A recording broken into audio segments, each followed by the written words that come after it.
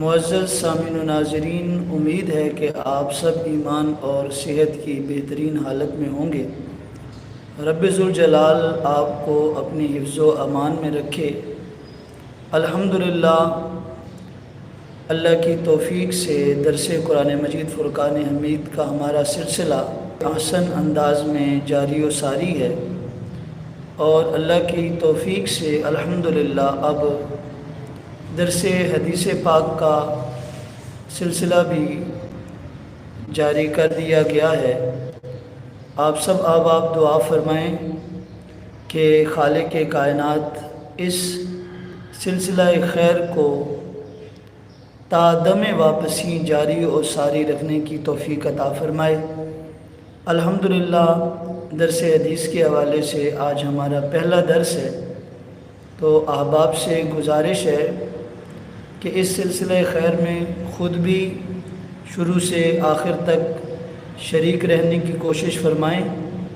اور ساتھ ہی ساتھ اپنے دوست احباب سے بھی شرکت کی ضرور اپیل فرمائیں، تاکہ زیادہ سے زیادہ احباب تک یہ خیر کا سلسلہ جاری اور ساری ہو سکے۔ یہ مختصر سا ہمارا درس کا سلسلہ ہوگا۔ تو سب سے پہلی حدیث مبارکہ امام بخاری رحمۃ اللہ تعالی علیہ نے جسے بیان فرمایا، حضرت سیدنا عمر بن خطاب رضی اللہ تعالی عنہ سے مروی ہے۔ حضرت عمر بن خطاب رضی اللہ تعالیٰ عنہ فرماتے ہیں کہ میں نے آقا کریم صلی اللہ علیہ وآلہ وسلم کو یہ فرماتے ہوئے سنا ہے کہ اعمال کا دار و مدار نیتوں پر ہے، اور ہر شخص کے عمل کا ثمرہ وہی ہوگا جس کی اس نے نیت کی۔ سو جس شخص کی ہجرت دنیا کی طرف ہو جس کو وہ حاصل کرے، یا کسی عورت کی طرف ہو جس سے وہ نکاح کرے، تو اس کی ہجرت اسی کی طرف شمار ہوگی جس کی طرف ہجرت کرنے کی اس نے نیت کی تھی۔ سامعین محترم، صحیح بخاری شریف کی پہلی حدیث مبارکہ، جو کہ تقریباً زبان زد عام ہے اور ہر چھوٹا بڑا اس حدیث مبارکہ کو جانتا ہے، انما الاعمال بالنیات، بے شک اعمال کا دار و مدار نیتوں پہ ہے۔ نبی مکرم صلی اللہ تعالیٰ علیہ وسلم نے بڑی وضاحت سے نیت کی اہمیت کو بیان فرمایا۔ چنانچہ آقا کریم فرماتے ہیں کہ ہر شخص کے عمل کا ثمرہ یعنی پھل وہی ہوگا جس کی اس نے نیت کی ہے۔ آپ کی میری جتنی نیتیں اچھی ہوتی چلی جائیں گی، اتنا ہی زیادہ رب کی بارگاہ سے ثواب کا سلسلہ بھی بڑھتا چلا جائے گا۔ اور ایک حدیث مبارکہ میں میرے آقا کریم صلی اللہ علیہ وآلہ وسلم نے ارشاد فرمایا، نیت المومن خیر من عملہ،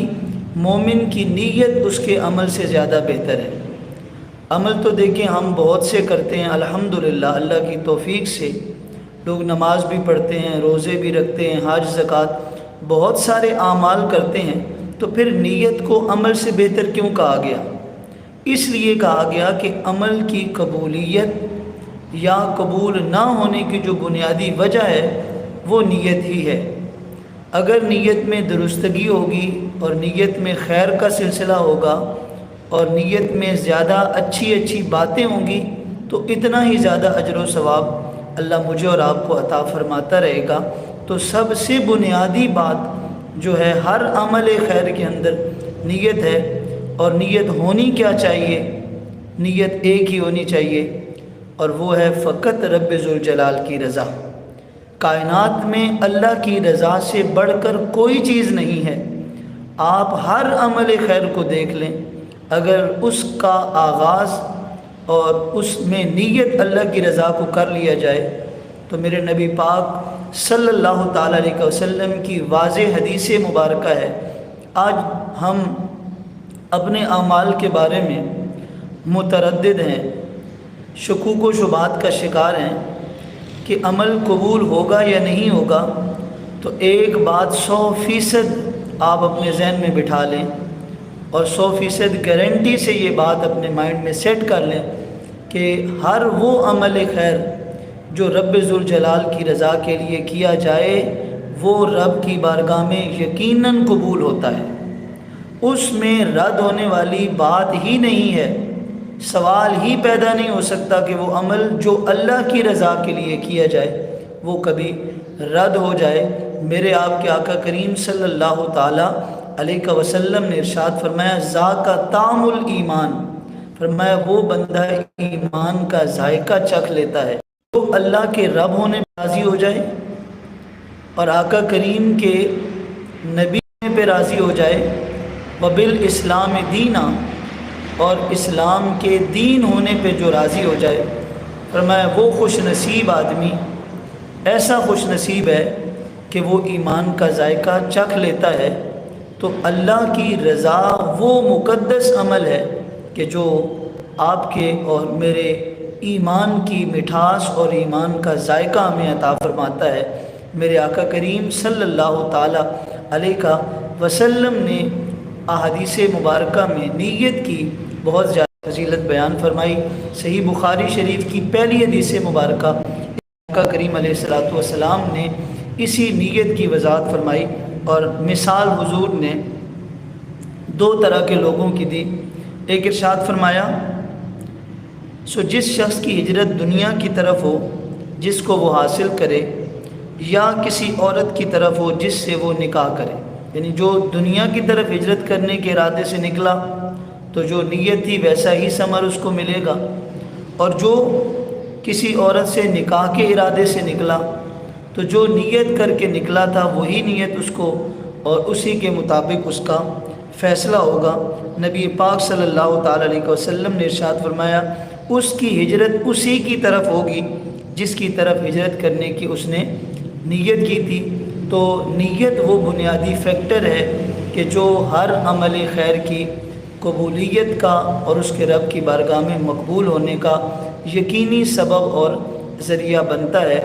اور یہ نیت اور اس نیت میں جب رب کی رضا ہی مقصود ہوتی ہے تو پھر عمل یقیناً اللہ کی بارگاہ میں مقبول ہوتا ہے۔ رب ذوالجلال نے قرآن مجید فرقان حمید میں ارشاد فرمایا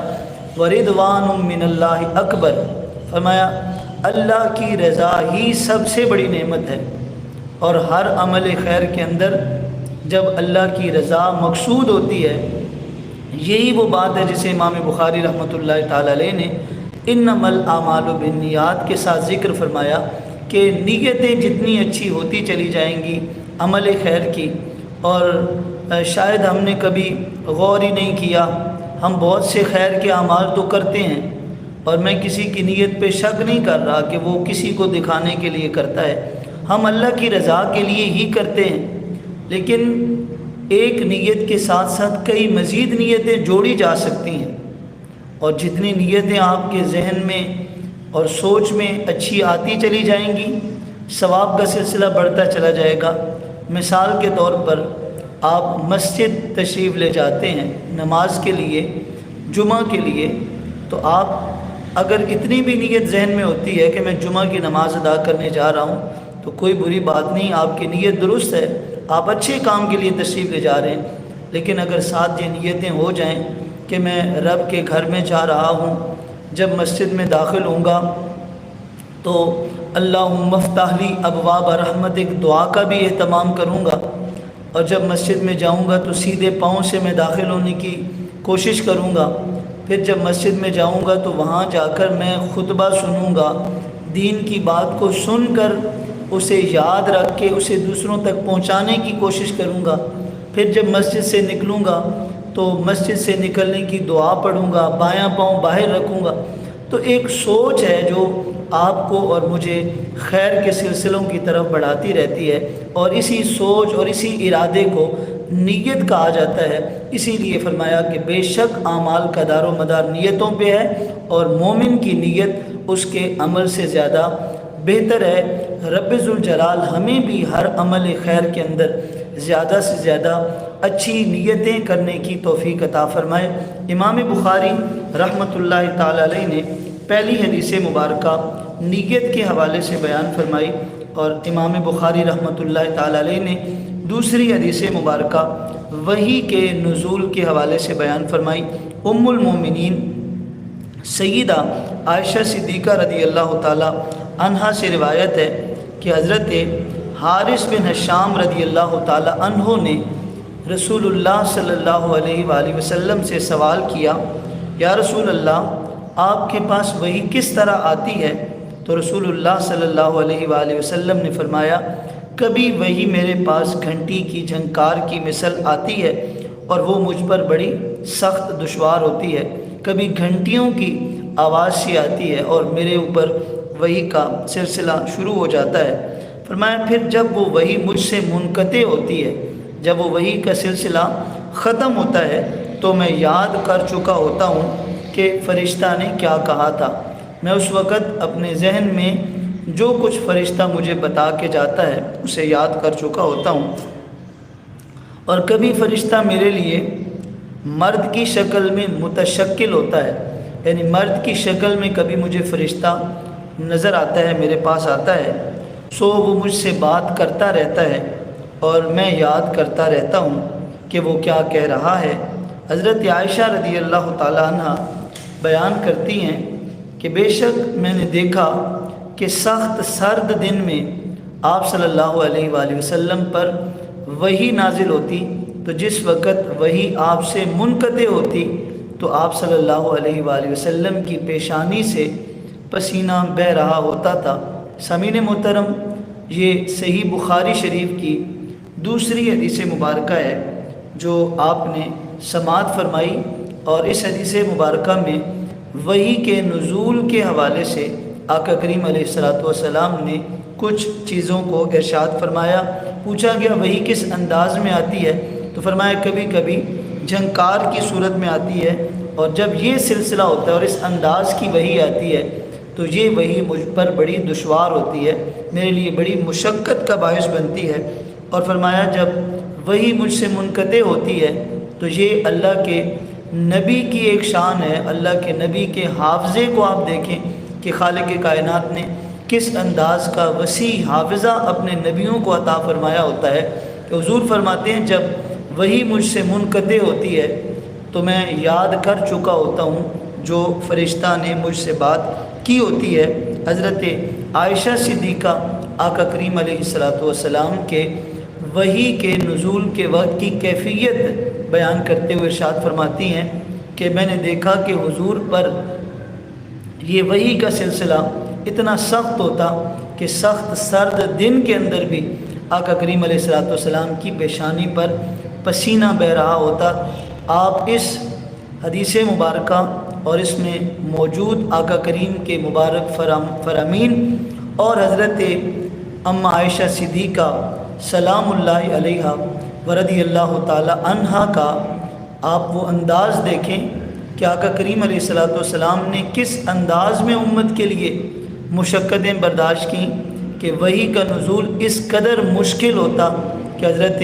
اماں عائشہ صدیقہ رضی اللہ تعالی عنہ فرماتی ہیں کہ آقا کریم کے پیشانی مبارک پر سخت دن کے اندر بھی، یعنی سخت سردیوں کے دن کے اندر بھی میرے مصطفیٰ جان رحمت صلی اللہ تعالی علیہ وسلم کی پیشانی مبارک پر پسینہ آ جایا کرتا تھا۔ حضور کی پیشانی پسینے سے شرابور ہو جایا کرتی تھی جب آقا کریم پر وحی کا نزول ہوتا تھا۔ آپ اس سوچ اور اس بات سے اندازہ لگا لیں کہ ہمارے نبی پاک صلی اللہ تعالی علیہ وسلم نے ہم غلاموں تک دین کا پیغام پہنچانے کے لیے، اللہ کا پیغام پہنچانے کے لیے کس قدر مشکلات برداشت کی اور کس قدر تکالیف سے حضور نبی پاک صلی اللہ تعالی علیہ وسلم گزرے، جو یقیناً ایک امتی کو اس بات کی طرف ضرور توجہ دلاتا ہے کہ ان نبی مکرم صلی اللہ تعالی علیہ وسلم سے وفاداری کا رشتہ جوڑا جائے، ان سے محبت کا رشتہ جوڑا جائے، ان سے پیار کا رشتہ جوڑا جائے، اور ہمیشہ ان کی اطاعت اور فرما برداری میں زندگی گزاری جائے۔ جس نبی پاک نے اتنی آپ کے لیے میرے لیے قربانیاں دی، ان نبی پاک صلی اللہ تعالی علیہ وسلم کی ان قربانیوں کا بدلہ اگرچہ ہم دے نہیں سکتے، ایک امتی کے بس کی بات نہیں کہ وہ اپنے نبی کی تمام تر قربانیوں کا بدلہ دے سکے، لیکن اتنا تو ضرور کر سکتا ہے کہ اپنے نبی کی تعلیمات پر عمل کرنے کی کوشش کرے، نبی کی تعلیمات کو سیکھ کر سکھا کر دوسروں تک پہنچانے کی کوشش کرے، اور یہ آپ کی اور میری ہم سب کی ذمہ داری ہے۔ چونکہ آج یہ درس حدیث کے حوالے سے ہمارا پہلا سیشن تھا، تو اس لیے میں نے مختصراً صحیح بخاری شریف کی حدیث نمبر 1 اور 2 آپ احباب کے سامنے رکھی۔ آپ سے گزارش کروں گا کہ اس سلسلہ خیر کو آپ نے مزید آگے بڑھانا ہے۔ میرے اور آپ کے آقا کریم صلی اللہ تعالیٰ علیہ وسلم نے ارشاد فرمایا، بے شک خیر کی طرف رہنمائی کرنے والا خیر کرنے والے کی طرح ہوتا ہے، جتنی نیکیاں اللہ خیر کرنے والے کو عطا فرماتا ہے، اسی انداز کی نیکیاں جو اس بندے کی بات کو سن کر